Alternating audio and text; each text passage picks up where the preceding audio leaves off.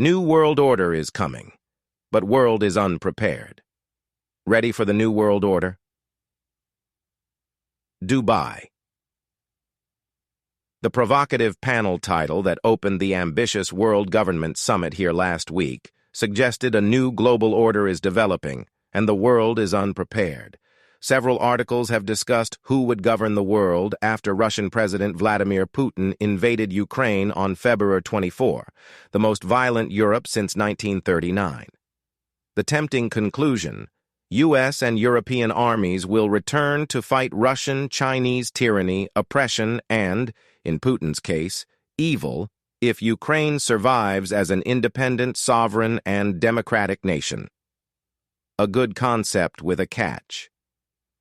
The Atlantic Council specialist Michael Schumann writes in The Atlantic that the Russian invasion of Ukraine and China's COVID-19-related shutdowns seem unrelated.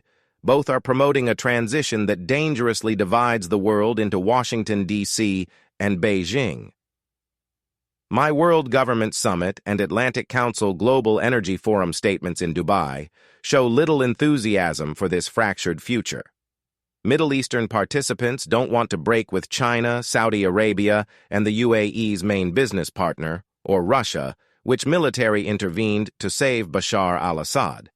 At the World Government Summit, UAE President Diplomatic Advisor Anwar Gargash said, "Every democratic attempt in the Arab world has turned ideological or tribal, so I'm not sure it is something we can work out successfully."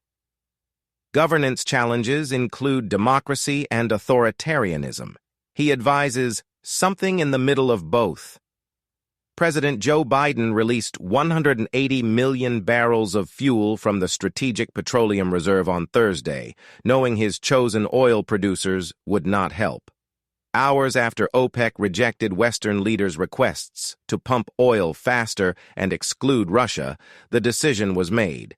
Russian Foreign Minister Sergei Lavrov praised India for not supporting sanctions against Russia like Brazil, Mexico, Israel, and the UAE in New Delhi this week. Lavrov said, "We will be ready to supply to India any goods which India wants to buy." To shape the world order, the U.S. and Europe must reverse Ukraine's Western and democratic collapse. The followers must follow. After last year's failed Afghanistan pullout, Mideast neighbors distrust America's global leadership. They also fear whiplash from a Trump administration that shattered the Iran nuclear deal to a Biden administration they believe is pursuing it without addressing Tehran's regional concerns. In my years of traversing the Mideast, I have never heard officials more angry with American leaders. They are closely monitoring Ukraine because a Ukrainian triumph with a strong, unified West would force the U.S. to reevaluate its commitment and competence and reverse transatlantic decline. Russians and Ukrainians will suffer, but a Putin victory would speed Western world collapse. When the panel asked if we were ready for the new world order, I quoted Kissinger to disagree. "No truly global world order has ever existed," Kissinger said in World Order. At a peace conference in Westphalia 4 centuries ago, Western Europe created our current order without the input or understanding of most other continents or civilizations. Influence spread later. Instead of creating a new international order, the question is whether the U.S. and its allies can reverse Ukraine's degradation of a century's achievements as a first step toward a global world system.